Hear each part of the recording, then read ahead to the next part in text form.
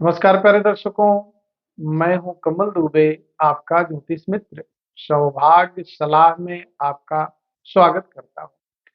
प्यारे दर्शकों, किसी भी जातक की कुंडली में मंगल देव यदि पहले घर में विराजमान हो, चौथे घर में विराजमान हो, या सातवें घर में विराजमान हो, या आठवें घर में विराजमान हो, या 12वें घर में विराजमान होते हैं तो मांगलिक दोष बनता है।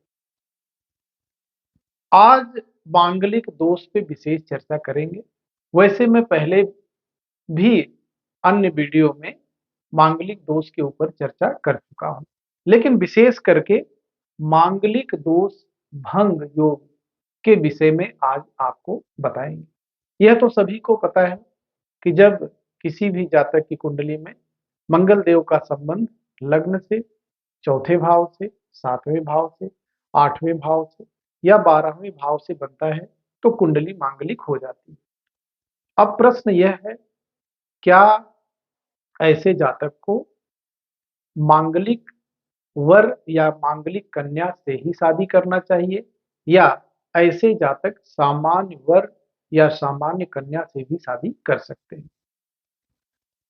देखिए, अगर पूर्ण रूप से मांगलिक दोष बना है तो यह तो सही है कि सामान्य वर या सामान्य कन्या से शादी नहीं करना चाहिए, क्योंकि जीवन में कलह का वातावरण बनता है, झगड़ा झंझट की स्थिति बनती है। कभी तो संतान भी ऐसे जातकों को प्राप्त नहीं होती है, और कभी ऐसी स्थिति बन जाती है कि विवाह विच्छेद की भी स्थितियां बन जाती हैं। लेकिन कुंडली अगर देखा जाए तो 100 कुंडली में से लगभग 50 से 60 कुंडलियों में मांगलिक दोष बनता है। तो 50 से 60% की स्थिति तो ऐसी नहीं बनती है। तो उसका कारण क्या होता है, आज हम आपको कारण बताएंगे। आप आसानी से इसको देख करके समझ सकते हैं कि क्या वास्तव में आप मांगलिक हैं। चलिए, मांगलिक दोष भंग होने के कई सारे योग हमारे शास्त्रों में बताए गए हैं, उसकी चर्चा आपसे करते हैं। आप अपनी कुंडली को सामने रख लीजिए, या जिसको आप मांगलिक समझ रहे हैं उसकी कुंडली को सामने रख लीजिए और देखिए, यदि मंगल चौथे या सातवें भाव में मेष राशि या कर्क राशि में विराजमान है तो ऐसा व्यक्ति मांगलिक नहीं है, या मांगलिक दोष का परिहार हो जाता है। दूसरी स्थिति में द्वादश भाव में बुध की राशि या शुक्र की राशि, बुध की राशि मिथुन और कन्या, शुक्र की राशि वृषभ और तुला राशि में यदि मंगल देव विराजमान होते हैं तो मांगलिक दोष भंग हो जाता है। तीसरी स्थिति में यदि गुरु बली हो और शुक्र स्वराशि या उच्च के हों और वह सप्तम भाव में स्थित हो तो भी मांगलिक दोष भंग हो जाता है। अगली स्थिति, यदि मंगल वक्री हो, अस्त हो या नीच के हों तो भी मांगलिक दोष का परिहार हो जाता है। ऐसे लोग सामान्य वर या सामान्य कन्या से शादी कर सकते हैं। इसी प्रकार से यदि मंगल स्वराशि या उच्च का हो तो भी मांगलिक दोष का परिहार हो जाता है। प्यारे दर्शकों, मंगल गुरु या मंगल राहु की युति या मंगल चंद्र की युति पहले घर में, चौथे घर में, सातवें घर में, आठवें घर में या 12वें घर में होती है तो भी मांगलिक दोष का परिहार हो जाता है। इसी प्रकार से केंद्र और त्रिकोण में शुभ ग्रह हो और तीसरे भाव, छठे भाव और 11वें भाव में पाप ग्रह विराजमान हो तो भी मांगलिक दोष का परिहार हो जाता है। इसके साथ साथ यदि वर और कन्या की कुंडली को मिलाया जाए और 28 या 28 से अधिक गुण मिलते हो तो भी मांगलिक दोष का परिहार हो जाता है।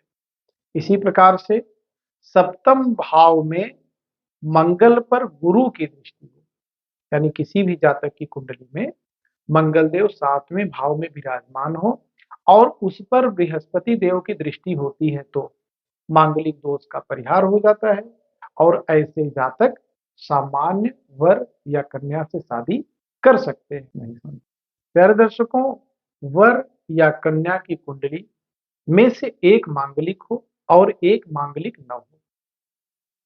जो कुंडली मांगलिक नहीं है उसके तीसरे भाव में, छठे भाव में या 11वें भाव में मंगल, शनि या राहु देव विराजमान होते हैं तो ये दोनों कुंडली वाले आपस में शादी कर सकते हैं क्योंकि मांगलिक दोष का परिहार यहाँ पर हो जाता है। इसी प्रकार से मेष या वृश्चिक का मंगल चतुर्थ स्थान में, कर्क या मकर का मंगल सप्तम स्थान पे, मीन का मंगल अष्टम स्थान पे तथा मेष या कर्क का मंगल द्वादश स्थान पर होता है तो मांगलिक दोष का परिहार हो जाता है। यह हमने आपको लग्न बताया है।